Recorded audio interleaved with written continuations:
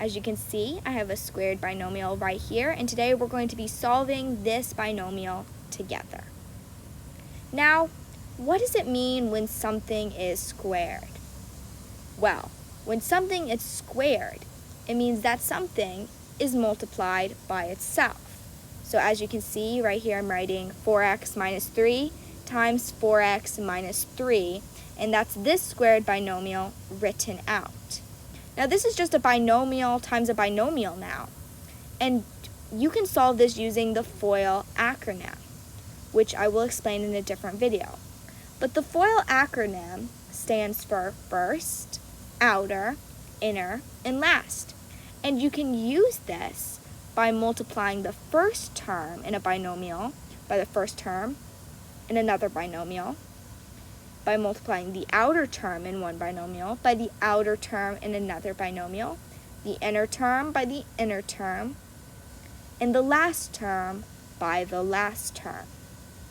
But today we're going to be looking at a way to specifically solving squared binomials that will make it a lot easier, and it doesn't quite involve as many steps as the FOIL acronym. So the first step is squaring the first term of the binomial. And then you're going to times the second term by the first term and double it. So 4x times negative 3, doubled, that means times 2. So 2 times 4x times negative 3. Now I'm going to erase this because I need the room. But just remember that you can also solve a squared binomial by writing out and doing the FOIL method, but this way is easier, so that's why we're going to teach you it. So let me write that 3 nicer. So that's the second step. And now the third step is squaring the last term, negative 3 squared. Now all we have to do is simplify this. Let's simplify the first one. 4x squared. Now what's 4 times 4?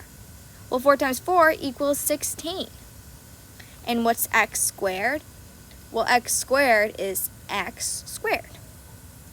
Now, let's go ahead and solve the second term. Now, this second term, 2 times 4x times negative 3. You can multiply it in any order, and usually when I'm doing this in my head, I do negative 3 times 4x doubled. Let's just do it this way. 2 times 4 equals 8x. Well, 2 times 4x equals 8x times negative 3. That's going to equal negative 24x. Now we can just erase that and write negative 24x in there. Negative 24x. Negative 3 times 4x doubled. Now let's do the last term.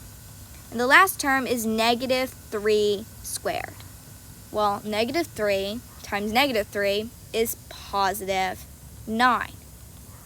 And now that's our answer. That is how you square a binomial.